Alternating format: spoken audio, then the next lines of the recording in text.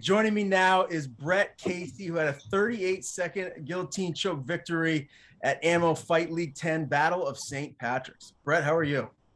I'm great, man. How about yourself? I'm doing well, and I appreciate the time. We were talking a little bit before we went live here, and man, the environment there at the Mallory Building at the Big E, it was absolutely bananas. You had so many people there to support you, and you went out there and you definitely didn't disappoint. I saw some posts that you made, and you talked a little bit about making sure that you got this fight over in the very first round. Did you feel like that this was an opponent that you really should be able to finish quickly? Yeah, I mean, I respect everybody at the amateur, the pro level. The grind's real, man. So it takes a real man to get in there in the first place. So I had nothing but respect for my guy, but just my confidence level, man. Like we talked about briefly, I've been training at a high level with professional guys. Cameron Lawshanoff. I got D1 wrestlers at my gym. John Virouette, my big cousin Pat Casey, former Bellator, guys in their 40s that are retired now, but they still got some juice left in them. So I always had great partners, great role models, great guys to learn from. So that's why, when I realized I was going to make this move into the fight game, the amateur circuit, man, it's either you got to be a killer like me, or you're not going to be able to hold my jockstrap, man. It's just the name of the game, man. I'm just looking forward to get in there quick, maybe a couple more Emmy bouts, just get my feet wet a little more, and then I'm going to make the jump to the pro circuit for sure. All right. And so this was a long time coming. You talked about you've been training now for a while now. Should you have, were you hoping to have fought prior to this night here at Ammo 10, or are you kind of taking your time waiting until you're 100% ready to make that debut? I've already, it's so hard, honestly, because I really don't want to rush anything.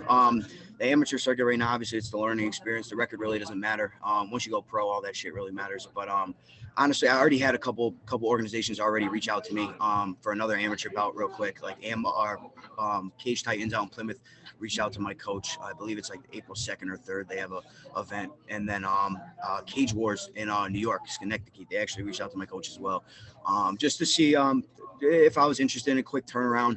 I'll be honest with you. I'm a 35er and I fought 45. And I walk around at like 175 pounds. I'll be honest. I'm 170 pounds right now. So I weighed in at the ammo fight. I was 144.8. That's what I weighed in at. And by fight night, I was 162. I was going to say, you looked huge for that weight class. I was talking to Greg Cage side, and I was like, there's no way that this guy's walking around even close to this weight. So you're cutting a lot of weight. Yeah, it's a lot of weight, man. It is. The weight cut, it's tough too. Friday, the day of weighing, I had to drop 2 pounds. I'll be honest, I got no secrets here, man. It was tough. And I've actually, so me and that kid, we were scheduled to fight originally December 11th for Premier. The Premier promotion that got canceled for whatever reason. And the kid still wanted to fight. So we reached out to Bill and the Ammo family, and they set the bout up. And the kid actually asked for the 45 bout. Anthony did, my opponent. He asked to fight at 45 instead, because he also said the 35-pound weight cut for his first amateur fight. He said it was hard for him to make weight. So when they messaged me and said, hey, you want to fight at 45, I gave him the thumbs up right away. That's less weight I got to cut. And I can make the 35 cut. It's just very, very disciplined. It's hard, but I can do it, especially at the pro level. I'm obviously gonna have to make my mind up, and the 35 is the move for the pro level.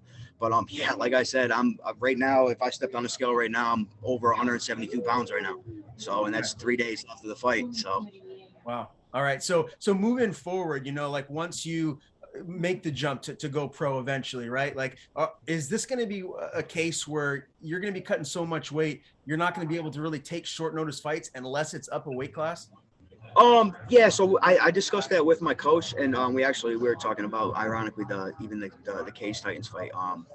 The turnaround, because I put on weight so easy, and I didn't even go crazy. I mean, obviously I had a pizza after the fight Saturday, but Sunday I ate typical everyday day-to-day food, and Monday as well, and here I am Tuesday, and I'm 35 pounds heavier. So yeah, the quick turnaround, it's going to be hard, but as long as I stay disciplined, like if I go right back to the gym on Monday, it shouldn't be too bad. But I mean, we'll see. I mean, I have 35, 45, 55. I mean, I really don't care. I mean, we're going to get in there. We're going to scrap. Whether you want to try to wrestle me, you want to try to throw hands, whatever. We can get it shaken anywhere. And weight's just a number. I mean, I got a set of balls, man. So if you want to fight, we can fight. So, yeah, I'm just excited, man. This is, like I said, it's way overdue. I'm so happy that it's finally out the way. I compared it to, I was talking about it with my dad. I said it's like when an old man retires and he gets the golfing bug. You know, I got the first one out the way. I want to keep doing it now. I want to keep playing. I want to keep doing it. I want to keep it. I want to keep the ball rolling here. Okay, I love the analogy. I'm a little bit older than you, and I'm liking golf the older that I get, for sure. So, with this being your amateur debut, man, and so many people in attendance cheering you on, did you feel any nerves? Were you nervous at all before you walked out? I don't want to be that guy, but yeah, I wasn't nervous, man. I really wasn't. I mean, I got, like I said, I got respect for everybody at the amateur pro level, my opponent, but I said it like this. So my coach is in the back, like, this guy, he don't have the training partners that I have. He doesn't have the surrounding, you know, the gym, the coaches, the everything that I have around me, supporting me. Like I said, my partners from the coaches to the gym, it's all high level stuff. So I just knew going in there, the guy wasn't on my level. I had to go in there and get the job done. And I was talking a lot of shit, I'll be honest. And I was saying, I got to get it done in one, I went out there. I didn't lie to my fans. I gave them what they wanted. I handled business and I took care of it early. So run us through the finish. How did it present itself? Not a whole lot of tape to break down. It was only 30. No, and that's the thing. So this is the thing. And the kid was cool, man. Anthony Rivera, I got nothing respect for the guy, man. He was an awesome guy. We got to chop it up in the back. He was a super humble, awesome guy. I actually invited him to come down to our gym and get some reps in with us and stuff. But basically, like, I seen tape on him. He fought for Premier. I believe it was back in like September. He came out kind of hot. He was a striker, you know. I didn't really see too much skill in the wrestling game. And first thing he said to me in the back as well was, "Oh man, you know," he said Casey was big. He said I had a big stature, and he thought I was going to be a wrestler. He was like, "Oh, I thought you were going to be shooting. You're going to be shooting. You're going to be shooting." And it makes sense, you know. My school, it's a wrestling academy. We got a lot of high wrestlers there. But nah, man, I've been boxing since I was a kid. I'm all hands, man. I want to sit there in the pocket and throw cheese all day. I mean, obviously I can wrestle. You know, I got good wrestling partners at the gym, so I'm prepared for whatever. But I wanted to get in a firefight, man. So I believe I watched the film 100 times already. I came out, I threw like a jumping push kick to the face, and then we kind of started feeling each other out. He threw one cross, and I just parried it away, and then I blitzed him. I hit him with a 1-2-3, and he kind of felt the power in the shots. And then I turned the striker into a wrestler. He wanted to wrestle with me. And then at that point, I kind of just sprawled and took the back quick. And then he actually had a good reversal for a second. He kind of tried to flip me a little bit. I didn't get to get my hooks in. And you know, I worked it out. And then once I had the guillotine in, it was locked. He kind of just gave it to me. And I don't really, I'm not really a jiu-jitsu specialist type of guy, but it was just so easy. It was right there. I had to take it. And then my coach, I heard him, even though it was hard to hear in there. He just told me to relock it in. My coach, Jason Franklin, he was just like, resync it. So I put him down, readjusted my hands. I sunk the choke in. It was deep. And honestly, the ref, he missed it at first. So I kind of gave him like, you know, he's tapping. But yeah, it's just I'll be honest, man. I'm gambling myself too. I'd bet $1 million I never was gonna submit this guy, but it happened. So you know, I thought I was gonna go in there, get a highlight reel knockout, put a good show on for my fans. But hey, let the chips fall where they do. The submission was there. I took it, and that's what it is. On to the next one now. So if there are other promotions that are out there that are, you know, watching you fight and watching this interview for that matter, are they going to expect to have as many crazy screaming fans as there are for each fight that you have? They come wherever I go. If we're at Mohegan, if we're at Plymouth Hall, we can be in Abu Dhabi, they're coming. That's just the name of the game, man. Jungle 2.0. My cousin Bret Casey, he's got the big fan base. I'm another Casey in the city, man. I got a big following. It's awesome too, you know, the support around the city. I was with my girlfriend. We went out to breakfast yesterday, and a gentleman recognized me just from the fight. He was like, "Hey, you're that Casey boy, you know?" And he goes, "Let me buy you breakfast." So it's cool shit, man. The city's behind me, man. It's awesome. It's the best feeling in the world. And you know, I feel like I owe him something. You know, there's not too many people that make it out of Springfield, man. And be a pleasure of mine, you know, if I could put on for my city. I was saying to my commentary partner, if I can just have a quarter of the support that Bret Casey had in my life, I'll be doing all right, because everyone was there supporting you. There's no doubt about that, man. I have to ask you too, because the one complaint that I had, you know, messaged to Bill a little bit about was it was freezing in there. Did man, you feel that? Like, did that affect you? I mean, It was cold. Like I was bitching upstairs. You know, I had the heat cranked to like 80 in the back in the warm up room. But yeah, once you went into that hallway, man, the walkout, it was extremely cold.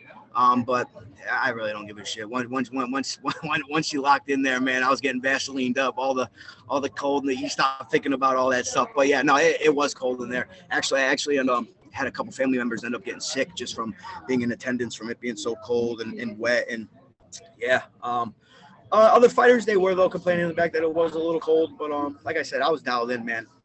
The thing that stunk though the most for me was I'm walking out, and then the riot happens right behind you. I'm stuck there. I'm getting Vaselined up. You know, I took my stuff off. I took my shoes and socks off. I'm getting ready to go in the cage. And they tell me to just wait a minute. And I'm kind of like, you know, I'm freezing here. My adrenaline, like, it's like, it was a real shitty experience, you know. And unfortunately, you know, a couple fans, they got into it. Some things were said and shit happens. But yeah, it was cold in there though. I ain't gonna lie, it was cold in there. Yeah, it was freezing. And the riot, the whole thing that happened, that was really unfortunate. Hopefully things can get tightened up maybe moving forward. So the security in there. I was surprised nobody even like got arrested. The police like really didn't do too much. You know, it was just kind of, I don't know. Everyone was kind of. It was heat of the moment. Everyone was kind of. I was struck. I was like, what the hell is going on at first? And I see jungle T-shirts and people throwing chairs like it's a NXT WWE show. I'm like, Jesus Christ! And then now everyone's gonna think, what is with these Casey boys? Their fans are nuts. They got no home training. Like, I don't want people to think that. I don't comment to any of that. I didn't want any of that to happen.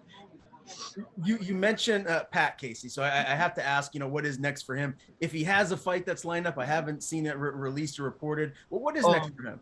Yeah, he's actually fighting. I believe it's April 1st. Let me check my phone. April 1st for CES. I think it's at the convention center. He's fighting. I think it's 85. He's fighting a guy, Armis Guyton. So yeah, we're getting prepared for that now. We're locked in. We're in camp, training real hard. He looks good. The kid's a beast, man. So you know, anybody that takes a fight with Pat, they better be on their P's and Q's because he's dangerous everywhere, man. So he's fighting at a bigger weight class than you obviously are at. But do you guys still get a lot of working together? We get a lot of working together.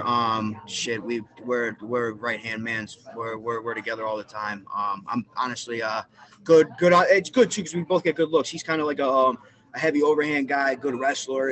And me, I'm more of the elusive striker type. So we give each other pointers back and forth. He's played a big role model in my career for me with this point. Even the build up for this fight, he's helped me get mentally prepared. He's coached me along the way. He's been just the best big brother I could really ask for, man, honestly. And he set the goal high, man. You know what I mean? He's 9-4, 8-4 as a pro right now. Looking to try to take his skills to the next level. And you know, I'm fortunate enough to have a guy like that, you know, in my family to lead by example by, for sure. Yeah, no doubt about it. And you mentioned, you know, Cameron Lachinoff, another high-level fighter. Who else are like your main training partners? If you had to list like 3 or 4, like who are primarily those guys that you're getting that working with? So my main guys, actually, once Cameron went on the Ultimate Fighter season, he kind of took a little vacation. But I've been training with Cameron off and on since I've been 20 years old when I first started, and I was over at Team Link at first. And then we got John Virouette. John Virouette is he's one of the head coaches at our gym too. He's a D1 wrestler, Brown University graduate, over 100+ Division I collegiate wins. I believe he's 3-0 for amateur right now. He's actually fighting for the Cage Wars belt this coming April. Marcel Romero, he's another one, man. That kid's a low-key vet, 3-4-0 as an amateur as well. That kid's going to be a problem, man. I say this all the time. And he's one of my main training partners, Marcel Romero. He just actually fought for Cage Titans. He fought this kid, Dan Walsh, out there. He had like a 45-second knockout. I tell people this all the time. We're going to see Marcel in the UFC. John Virouette, too, both of them. John's just a standout wrestler. Marcel is one of the best strikers in the goddamn Northeast. There's nobody in the 45-pound division right now that will beat up my teammate, Marcel Romero. I'd put money on it. There's no way. The kid's an elite, elusive, dangerous striker. He can wrestle. And, yeah, man, that kid's the real deal, Holyfield, man. We're going to see that kid in the league for sure. And yeah, I got those guys, man. So we'll go down the line. Cameron Lachinoff, Pat Casey, John Virouette, Marcel Romero, my young cats, Christian Fagan on the come up. We got a lot of bodies in the gym, man. Brandon Knifeford, another pro. We got a lot of guys. We got about 15, 20 good bodies in there over at Grizzlies in Springfield right now. So that's fantastic, man. And you mentioned Jason Franklin. I love Jason. He's such a good guy. What makes him such a great coach? So three of my coaches, man, are three guys over there. Jason Franklin. I've known Jason for probably about 6, 7 years now. We worked for DYS for the state together. Jason. Jason's like my dad, man. At times, man. I just call him, just ask him pretty much how his day was. But Jason, he's very, very educated in the game. He's a vet around here. Everyone knows him. Super, super knowledgeable. Not to mention, I have the best wrestling coach, one of the top high school wrestling coaches in the country, let alone the best wrestling coach in the state, Darby McLaughlin over at Central High School. Guys won state 7 out of the last 10 years, produces a bunch of Division I wrestlers. So as far as the wrestling game goes, I literally have the best coach in the state of Massachusetts over at Grizzlies and Darby. And then my boxing coach, man, I have two boxing coaches. Dan Fagan, he's the boxing coach for our MMA gym. His son, Christian Fagan, fights as well. And then I got to give another shout out, man, to Rivera's Boxing Club, man, in Springfield, my local hometown. Right over here on off of Carew Street, Newberry Street in Springfield, Mass. He's got a good program there. A lot of up-and-coming pros in the gym as well there. He's got this young kid, Anthony. Then he's got, Ian Garcia, Laurent Hume. So he's got a lot of good pros on the come up over there. So I got good bodies, man, everywhere I go. So I'm fortunate enough, these gyms, they let me come use the facility and get work with their guys. So you mentioned earlier, maybe just taking a few fights and then going pro. Like, is there a number, like how many fights like you feel like you want to take as an amateur? I'm thinking realistically, I've discussed it with my coaches. Maybe 3, probably around 3 or 4. Obviously I want to get a couple more, but probably we'll say about 3 or 4. I want to just get a little more cage time in there. It was very unfortunate, that it was so quick. Obviously, you go in there and you don't want to get hit, and anybody wants a day at the office like that. But I want to get in a firefight. I want to feel what that feels like to have to dig deep, feel the adversity, And I'm a gritty guy, man. I like the blood. I like the dogfight. Like, let's sit in the pocket. Let's throw cheese, and let me go out on my shield. Whoever goes down, it's gonna go down. And win, lose or draw, man. Who cares? It only hurts for a couple days, man. Then it's back in the office on Monday. You know what I mean? For sure.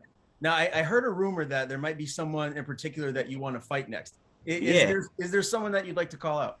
I mean, there's no bad blood there. The kid's probably a good guy. I'd buy the kid a beer for Christ's sakes. But his friends and my friends, they're doing a lot of shit talking back and forth, and I'm not the one to really talk that shit. It's either we're gonna fight or we're not gonna fight. And we're amateur guys, so I'm not trying to turn this into anything crazy. But like I said, the kid, there's no beef. But yeah, I would like to fight Anthony Basile for sure. We're two big local guys, big names in the city. Actually, our fathers know each other too as well. So, but it's the name of the game, man. There's no beef there. If anything, it's his friends running their goddamn mouth. That's gonna be the reason why me and him got to fight, But he's got a big following. I got a big following too. He's a wrestler. I'm a striker. He's gonna try to wrestle me. I'm gonna try to bang with him on the feet. So let's see who wins that fight.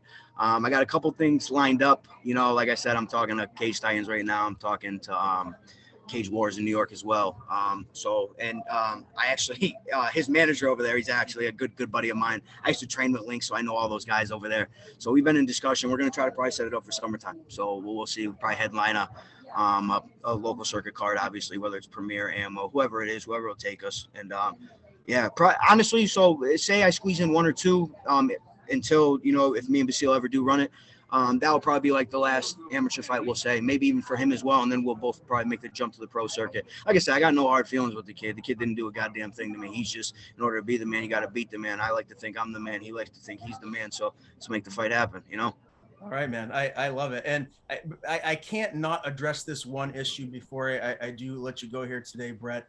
Tragic news. Christian Lubenga passed away after his fight. I obviously I don't really know what to say other than it's just a tragedy. Did you know him? What is your overall thoughts on this? So I did not know him, but we actually did get a second to chop it up at weigh-ins, and the guy was super nice, just very, very humble, very, very polite. You could just tell he was just a very well-mannered man. And the fact that tragedy happened, it's very, very sad. So I was sitting here with my girlfriend explaining to her, hey, this happened. One of the gentlemen at the event, he passed away, and she's over here like, you sure you want to do this? You know what I mean? Like, it just goes to show you, man, this fight game is no joke, and you got these ignorant people that say the most absurd shit, you know what I'm saying? And it's just like, we're getting in there every single day and putting our lives on the line. You know what I mean? Whether it's amateur, whether it's pro, whether in the UFC or you're fighting on the smallest local promotion show in the country, it doesn't matter. You're getting in a fist fight. Anything can happen. And it just goes to show you, man, like this sport, it's no joke. My condolences to the family for sure, his team, his gym.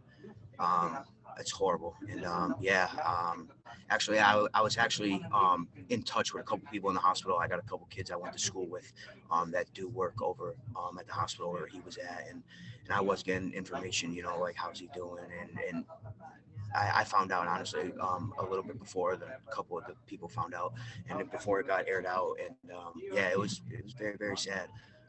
Like I said, my condolences to the family and just everybody. And I'm fortunate enough that I even got to conversate with the gentleman before he did pass away. Like I said, that little small conversation, you know, I will cherish it. We had just a conversation. Honestly, it was about cutting weight, and I was explaining to him how heavy I was, and just, you know, the weight cut was brutal. And he said the same thing too. He said, yeah, cutting weight's not fun and stuff. And it's just very, very sad, very unfortunate. And I tip my hat to the guy, man. I just wish his family the best, and the gym, and I hope everyone is okay. Appreciate you telling that story and talking about it a little bit. Definitely tragic news. So nothing but prayers and thoughts to Christian Lubenga's. And I believe there was two people, because I was in the back and getting my hand wrapped and stuff. I don't understand how the city of West Springfield would only supply one ambulance, because that was like the rumor around the whole talk of the night, that because we had to wait, the fights got postponed. I remember it was like one or two fights before the main card started. And they came in the back and they said, we got to wait 45 minutes. We got to wait for the other ambulance to come back so they can take Lubenga. So I believe it was the first fight of the night. I think it was Roberts versus someone else. He was in rough shape and they took him away. So then the ambulance, they had to wait for the ambulance to come back, which I think is absolute bullshit. The city of West Springfield can't supply, or the ambulance department or whoever's field that is can't supply another ambulance. Like I didn't understand that method. Like, so now you got this poor guy who's in the back, you know, for 45 minutes just sitting there, just completely depleted, defeated, just drained, and you got to wait for an ambulance to come back. Like that's not right. So if anyone's going to be kind of held a little bit responsible, I would be pointing fingers at the ambulance company, man. Like that's BS. Like the fact that you got to wait. Like I couldn't believe it when I heard that, when they came in the back and they told us that the fight is getting delayed because we have to wait for another ambulance to come so they can take another gentleman away. That's terrible. I couldn't believe that when I heard that. It's definitely wild, man. I can't believe everything that transpired, and definitely just don't know what to say other than the prayers to Christian Lubenga's family. So thanks again for talking a little bit about that. And Bret, great talking to you for the first time, my man. Yes, again, congratulations on the win. Before I want to let you go, I want to give you the floor. Tell people where to follow you on social media. And if you have anyone to thank, any sponsors, the floor is yours.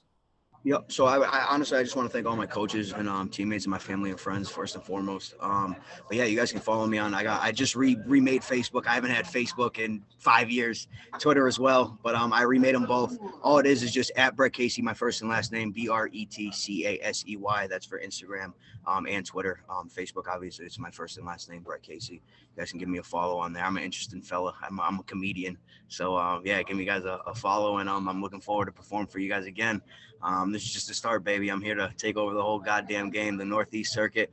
All you pro 35ers, 45ers, and 55ers, you better do your goddamn homework, because there's a new sheriff in town. I'm coming.